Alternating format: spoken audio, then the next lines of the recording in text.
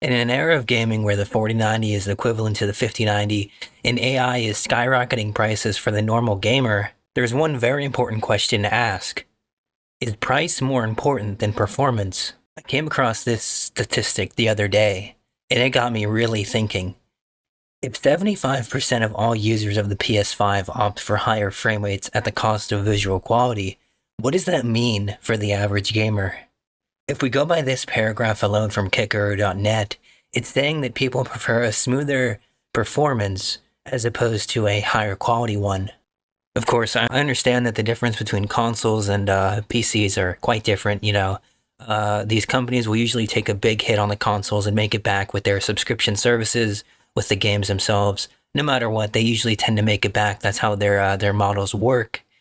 PCs are a little bit different with the actual GPUs, and PC players they usually shell out a little bit more on average. As I scroll through this thread, that does seem to be the main gist of it. Although there are some people that disagree and say that they prefer graphics instead, but the main few comments say that, well, they prefer the gameplay, the performance over the actual graphic fidelity. Okay, I'm going to switch to Xbox. Of course, this comes from Reddit, but we're just going to see what happens because there were just a bunch of those articles. I guess they just did that with PlayStation. So we're going to see. Okay, right away, performance all the way. Although the second top comment, well, the third one says I can do either or if I like the game, which makes sense. Again, performance, performance, performance.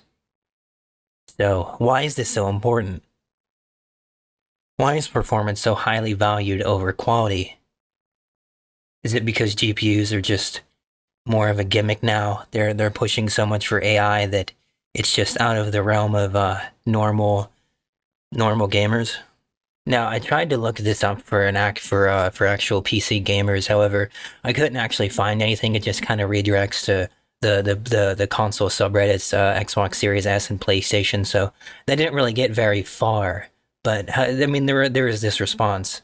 I'm going to say, though, in my personal opinion, if you're on a PC, I'm going to say it probably skews more towards quality because they're going to buy and use those higher end GPUs to begin with. That's almost the entire point of going to console. You know, those mods, those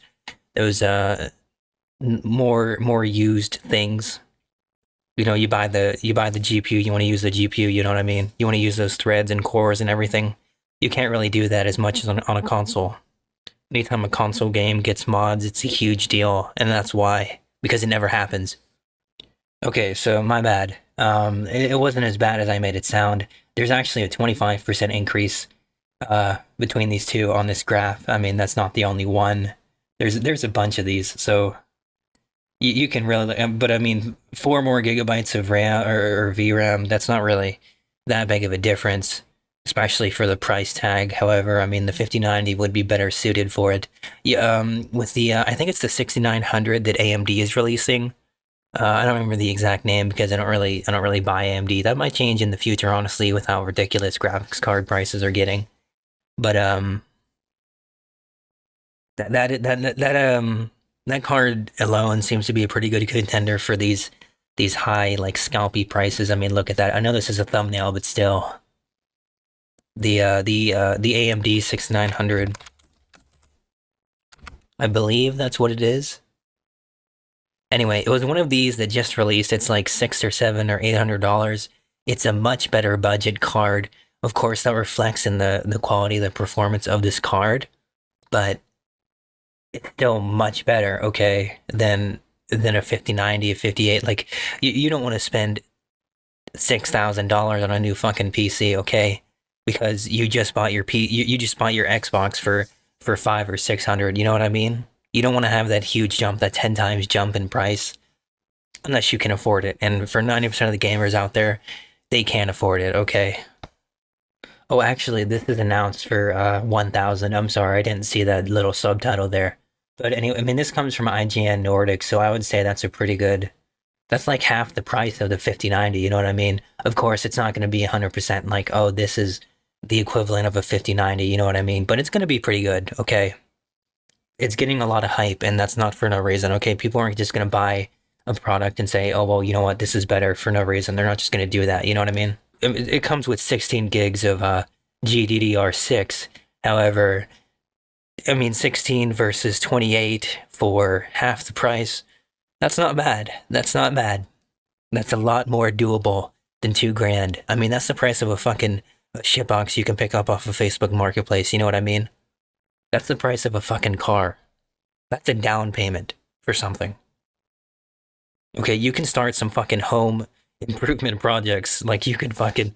That is a lot of money. And for a graphics card, it's a little ridiculous. Graphics cards are a little bit inflated because of scalpers, because of AI. You know, that huge boom. I know. Okay, I know it's a huge fucking situation. It shouldn't have happened to begin with, but here we are. People are taking advantage of it, and it's quite sickening. However, in my opinion, there's not really much we can do about it except for wait it out and buy more alternative cards from alternative sources. For example, AMD. Not that I've bought from AMD before, but I am really strongly considering it. The last thing I've got was a 1660 Ti, so I mean, I'm going to be in the market here in a few months, few years. I'm going to be in the market, and I need to strongly consider what I buy before I buy it. I don't need to have buyer's remorse. Anyway, for the most part, I know this could be edited better, or just there could be a lot more into it, but I wanted to get this out there and see, just see widely what the community thinks, if they agree with the console subreddits in general, that performance is actually better than quality. Because at the end of the day, this is a topic and question more important now than ever, especially with rising costs. Games themselves rising in cost from 60 to 70, 70 becoming the new 60 for a lot of large AAA and even quadruple A companies now. Yes, quadruple A is now becoming a term. I don't know why. I don't even know what AAA stands for, honestly. I just know that it typically means bigger studio, more quality, more time and effort, sometimes put into a game.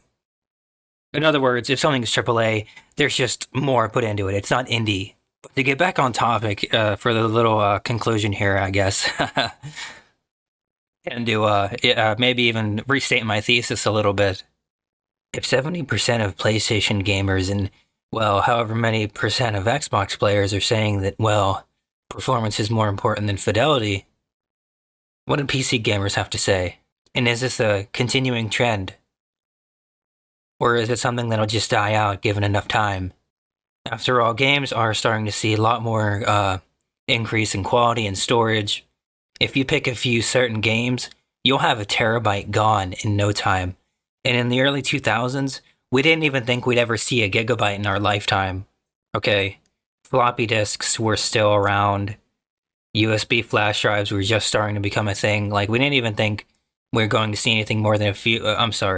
We didn't think we were ever going to see a terabyte in our lives. Yeah, I was wrong about that because the Xbox 360 actually shipped with, I think, 2 gigs of storage, or maybe was it 4? You could buy better versions, but we honestly thought that was so far off. And now, I mean, you can even buy petabytes, for Christ's sake. You know what I mean? Like, there's so many more.